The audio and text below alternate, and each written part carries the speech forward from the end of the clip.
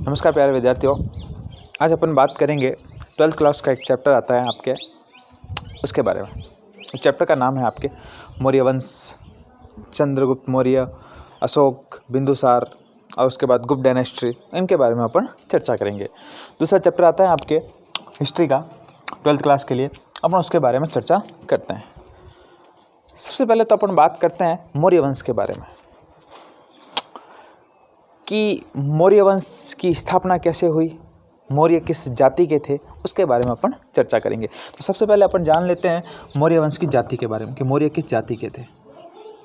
मौर्य वंश, देखो मौर्य वंश के अंदर सबसे पहले अपन जाति के बारे में चर्चा करते हैं कि मौर्यों की जाति क्या थी। तो सबसे पहला एक ग्रंथ आता है ब्राह्मण ग्रंथ। ब्राह्मण ग्रंथ इनको क्षत्रिय बताता है। क्या बताता है? ब्राह्मण इनको शूद्र मानते हैं। क्या मानते हैं? शूद्र।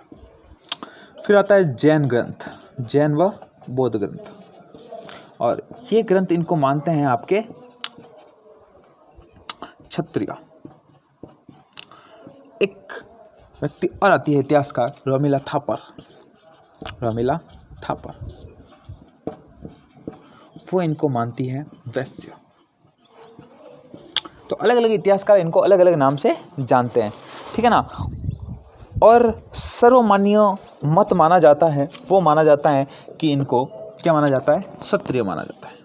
क्या माना जाता है? क्षत्रिय। अब अपन बात करेंगे कि मौर्य वंश की स्थापना किस प्रकार से हुई, कि किस प्रकार से मौर्य वंश की स्थापना के लिए अलग अलग प्रकार से योगदान दिया गया। तो अपन सबसे पहले बात करते हैं कि भारत की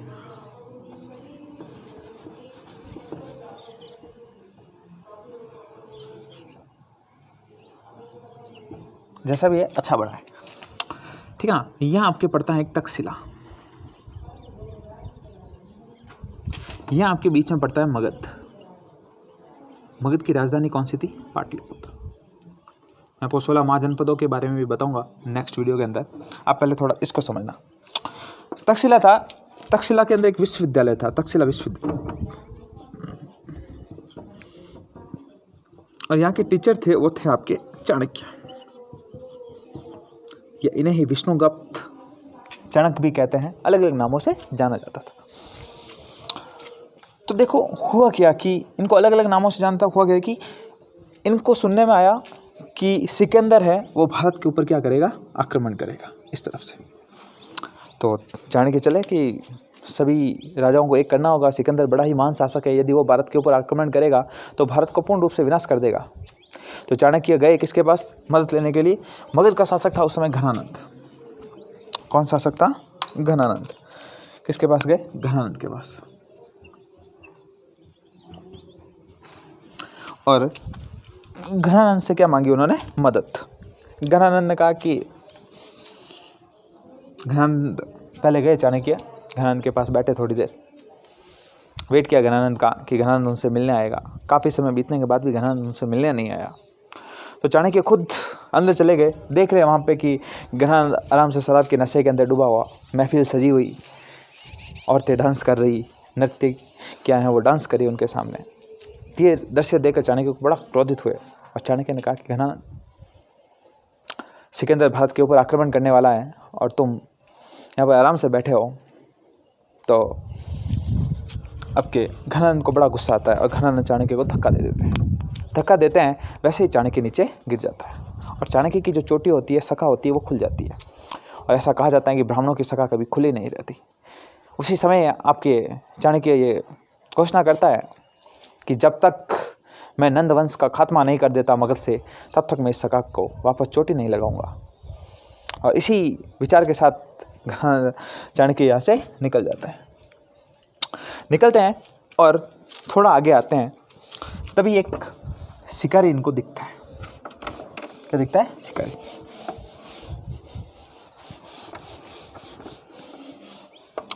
और उस शिकारी के पास से वो एक शिकारी, क्या दिखता है? शिकारी।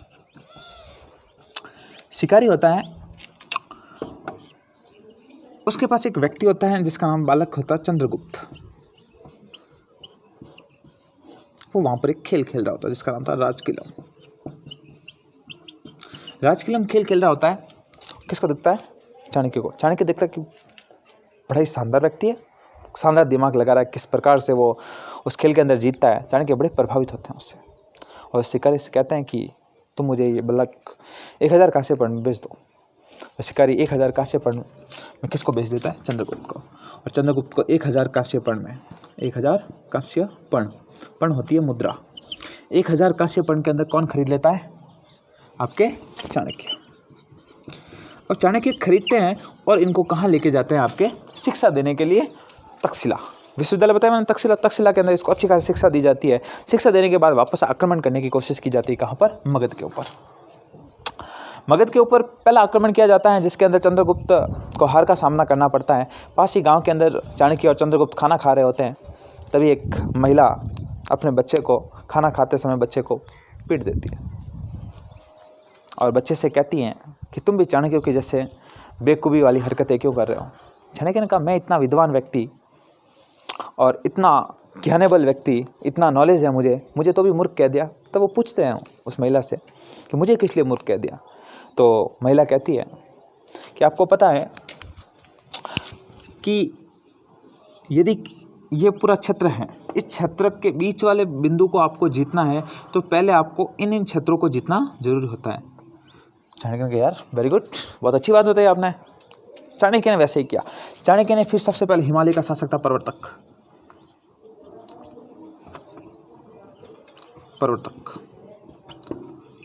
की सहायता से किसको हराता है? मगध के शासक घनानंद को। मगध को जीत लेता है। तो अब मगध के ऊपर किसकी स्थापना हो गई? मौर्य साम्राज्य की स्थापना हो गई। कब? 322 ईस्वी पूर्व। ये क्वेश्चन अच्छा और इम्पोर्टेंट है कि मौर्य साम्राज्य की स्थापना कब हुई? 322 ईस्वी पूर्व के अंदर। इसकी स्थापना किसने की? चंद्रगुप्त मौर्य ने। किसकी सहायता से? तो चाणक्य की सहायता से मौर्य वंश की स्थापना हो गई। अब चंद्रगुप्त मौर्य ने स्थापना तो कर दी, लेकिन हुआ क्या कि कुछ समय के बाद सिकंदर की आपकी मृत्यु हो गई। तो सिकंदर का आक्रमण का भय तो खत्म हो गया। और कहते हैं वी स्मिथ करके इतिहासकार आते हैं, कहते हैं कि चंद्रगुप्त ने भारत की वो सीमाओं को जीत लिया था जिसकी सीमाओं को जीतने के लिए अंग्रेज जीवन भर प्रयासरत रहे थे। देखिए कितना विशाल शासक रहा होगा जिसने संपूर्ण हिंदुस्तान को फतेह कर लिया था, जिसको पूरे हिंदुस्तान को जीतने के लिए अंग्रेज इतने शक्तिशाली होते हुए भी पूरे हिंदुस्तान को नहीं जीत पाए थे, लेकिन आपके चंद्रगुप्त मौर्य ने संपूर्ण हिंदुस्तान को जीत लिया था। वी.एस. स्मिथ इतिहासकार आते हैं, वो इसके बारे में जानकारी देते हैं। अब हुआ क्या, कुछ समय बीता और 305 ईस्वी की बात आती है कि 305 ईस्वी के समय, आगे देखो अपन बात करते हैं कि 305 ईस्वी के समय आपके ईस्वी पूर्व एक युद्ध होगा चंद्रगुप्त और सेल्यूकस के मध्य। देखिए चंद्रगुप्त और सेल्यूकस के मध्य युद्ध होता है और इस युद्ध के अंदर सेल्यूकस की पराजय हो जाती है। सेल्यूकस को चंद्रगुप्त से संधि करनी पड़ती है और ये संधि की जाती है आपके 305 ईस्वी के अंदर। ये होती है पहली अंतर्राष्ट्रीय संधि। देखो इस संधि के तहत क्या क्या हुआ, शॉर्ट चीज़ बता देता हूँ। 4 तो प्रांत दिए, किसने? सेल्यूकस ने चंद्रगुप्त को। सेल्यूकस ने चंद्रगुप्त को कितने प्रांत दिए? 4। हेरात, कंधार, काबुल वगैरह ये जो क्षेत्र थे वो उसको दिए थे। दूसरा क्या था, एक दार्शनिक भेजा। क्या भेजा? दार्शनिक। उस दार्शनिक का नाम था मेगास्थनीज। ये इंपॉर्टेंट है, याद रखना, मेगास्थनीज। और चंद्रगुप्त ने इसको 500 हाथी दिए। कितने हाथी दिए? 500 हाथी के लिए भाई तू 500 हाथी रख ले अपने पास, हर वास्ते काम आई। 500 हाथी दे दिया। उन बाद में कहीं हुआ, देखो युद्ध हो रहा था तब आपके सेल्यूकस की पुत्री आती हेलेना, युद्ध अच्छी तरीके से युद्ध को देख रही थी। युद्ध को देखा, चंद्रगुप्त को लड़ते हुए देखा कि इतने वीर व्यक्ति बहुत ही शानदार तरीके से लड़ रहा था। बड़ी खुश हुई हेलेना और चंद्रगुप्त को पसंद कर लिया। जैसे ही चंद्रगुप्त को पसंद किया और सेल्यूकस अपने पिता से कहा कि मैं शादी करूंगी तो सिर्फ चंद्रगुप्त मौर्य से करूंगी और किसी से नहीं करूंगी, कि मोहब्बत करनी है तो भी किससे करेंगे अपन? चंद्रगुप्त मौर्य से। किसने कहा? हेलेना से। देखिए भारत की लैंग्वेज नहीं जानती तो भी प्यार किससे करिए? चंद्रगुप्त मौर्य से। और ऐसा कहा जाता है कि हेलेना का विवाह किससे होता है? चंद्रगुप्त से। हेलेना का विवाह किससे होता है? चंद्रगुप्त से। लेकिन चाणक्य बड़ा ही बुद्धिमान व्यक्ति था। चाणक्य ने कहा कि आप शादी तो कर रहे हैं, लेकिन इससे होने वाला पुत्र भारत का राजा नहीं बनेगा। चाणक्य की बुद्धि की आपको प्रशंसा की दाग देनी चाहिए। किस व्यक्ति को पता था कि ब्लड रिलेशन होगा, हेलेना जरूर विदेशी खून है, ब्लड है, और हो ना हो आने वाले समय के अंतर्गत ऐसा हो सकता है कि भारत की सारी शक्तियाँ इसका पुत्र अपने रिलेशनशिप वालों को दे दे। इसकी वजह से ऐसा नहीं किया। बहुत ही शानदार तरीके से चाणक्य ने इस संधि के तहत किया गया, हेलेना का पुत्र राजा नहीं बनेगा। युद्ध जीत लिया चंद्रगुप्त ने, लेकिन उसी समय 4 या 5 साल तक लगातार अकाल पड़ गया और 398 ईस्वी पूर्व के अंदर चंद्रगुप्त ने अपना राज्यरोहण त्याग दिया, मतलब राजपाट छोड़ दिए, और अपना एक गुरु था भद्रबाहु। क्या नाम था? भद्रबाहु। भद्रबाहु के साथ वो स्वर्ण बेगोला चला गया। कहाँ चला गया? स्वर्ण बेगोला। स्वर्ण बेगोला, और स्वर्ण बेगोला आपका पड़ता है कर्नाटक। कहाँ पड़ता है? कर्नाटक। और यहीं पर सलेखना पद्धति द्वारा या हम कहे संथारा पद्धति द्वारा अपने प्राण त्याग दिए। किस व्यक्ति ने त्यागे? चंद्रगुप्त मौर्य। उसके बाद इसका पुत्र राजा बनेगा, उसका नाम आता है आपके बिंदुसार। किस प्रकार से बनता है उसके बारे में अपन जानते हैं कि बिंदुसार कैसे राजा बनता है।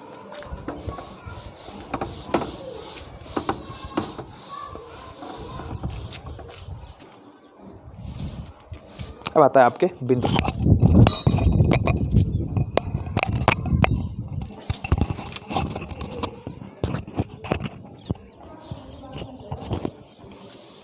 कौन व्यक्ति आएगा? बिंदुसार।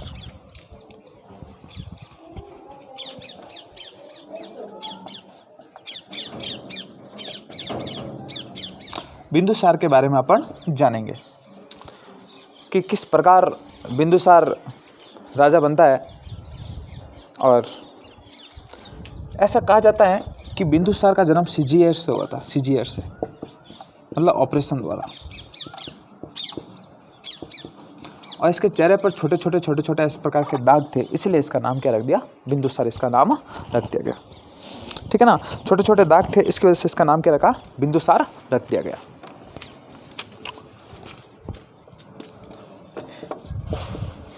तिब्बत का इतिहासकार इसे एक महान शासक बताता है। इसे एक महान शासक,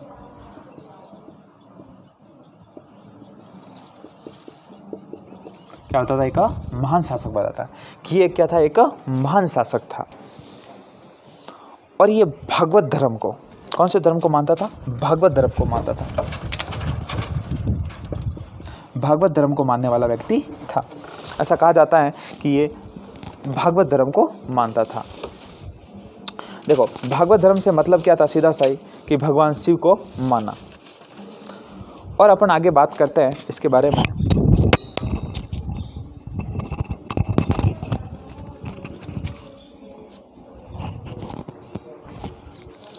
ठीक है ना, भागवत धर्म के बारे में पता चलता है कि ये भागवत धर्म को मानता था। इस समय 500 सदस्यों की एक मंत्रिपरिषद थी।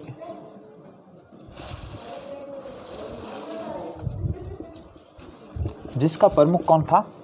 आपके खलाटक। और ऐसा कहा जाता है कि उस समय तक्षशिला के अंदर विद्रोह हो गए थे। तक्षशिला में विद्रोह हो गए थे, और उस विद्रोह को दबाने का प्रमुख काम अशोक ने किया था। अशोक ने उन विद्रोह को दबाया था। इसकी वजह से राधागुप्त, जो इसका दूसरा सेनापति था, राधागुप्त अशोक को राजा बनाना चाहता था। और हुआ भी यही। बिंदुसार की मृत्यु के बाद 273 BC के अंदर आपके नया राजा बनेगा अशोक। उसके बारे में अपन पढ़ते हैं कि अशोक किस प्रकार से राजा बना और अशोक कैसे महान था। उन सब चीज़ों के बारे में अपन जानेंगे। देखिए, आगे पढ़ते हैं अपन अशोक के बारे में।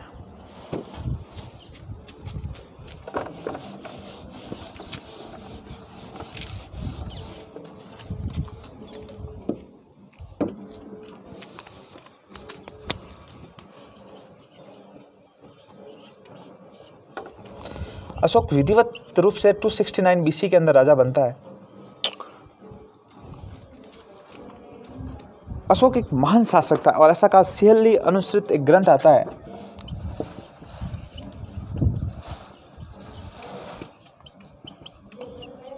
ग्रंथ के अनुसार इसने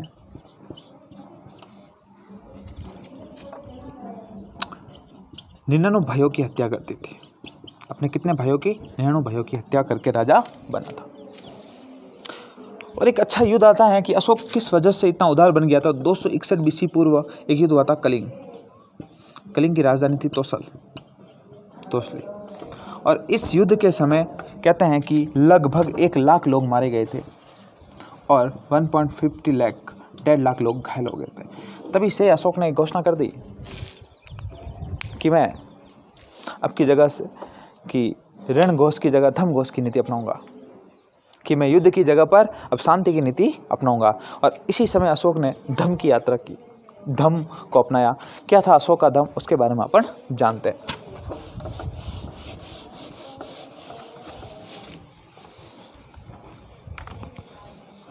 देखो, अशोक का धम इंपॉर्टेंट है, मोस्ट इंपॉर्टेंट है, सवाल आ जाएगा यहीं से। क्या था? माता पिता का आदर करना, माता पिता का आदर। और क्या था? माता पिता का आदर, सभी का सम्मान, सभी धर्मों का आदर, दीन दुखियों की सेवा,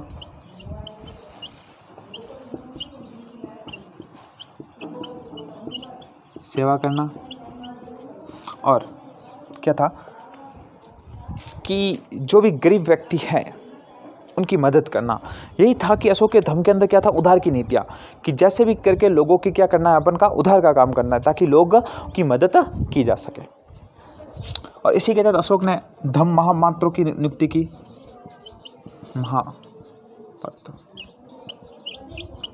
नियुक्ति की। अपने राज्यारोहण के 10वें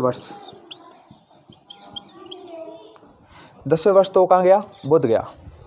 और अपने राज्यारोहण के 20वें वर्ष गया था लुम्बिनी। 10वें वर्ष तो गया बोध गया और 20वें वर्ष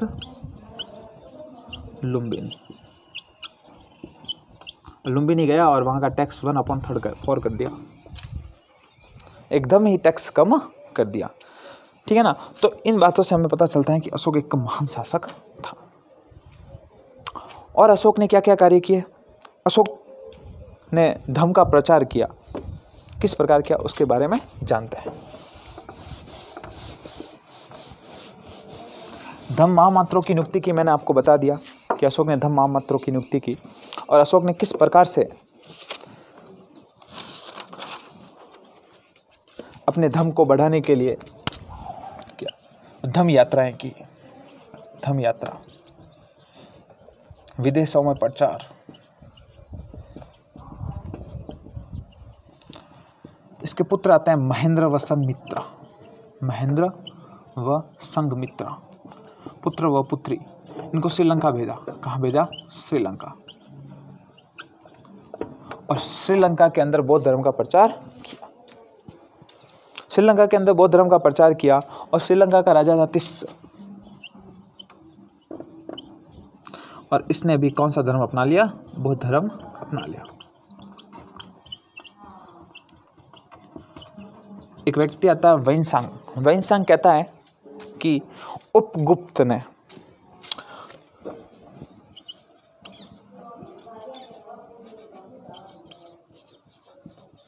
वैनसांग कहता है कि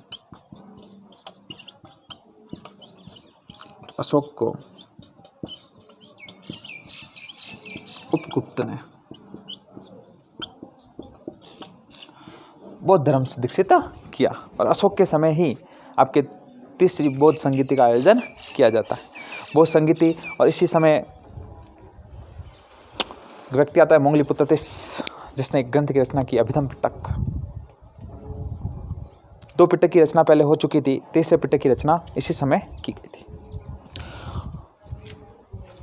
अशोक किस प्रकार से अपनी कठिनाइयों से लड़ा था उसके बारे में मैं आपको 2 लाइन सुनाना चाहूँगा कि जिस दिन मैं सरफिरा हो जाऊँगा उसी दिन फरिश्ता हो जाऊँगा। मेरी टहनियों को काटने वाले सुनो, यदि मेरी जड़ जिंदा रही तो मैं फिर से हरा हो जाऊँगा। यही बात थी अशोक के अंदर। अशोक के सामने मुसीबतें थी, 99 भाई थे। कहते हैं 99 के 99 भाइयों की हत्या कर दी उस व्यक्ति ने। किस प्रकार से कि मुश्किलों का सामना हुआ उसके सामने, लेकिन उन मुश्किलों से वो घबराया नहीं और अपने लक्ष्य को हासिल कर दिया। तो आप अच्छे से जानना अशोक के बारे में, अशोक का धम्म आप अच्छे से याद रखना, यहाँ से सवाल बनने की संभावना सबसे ज़्यादा है। नेक्स्ट वीडियो के अंदर पर बात करेंगे गुप्त डायनेस्टी के बारे में कि गुप्तों ने किस प्रकार से शासन किया था, उसके बारे में अपन जानेंगे। Okay, thank you so much देखने के लिए।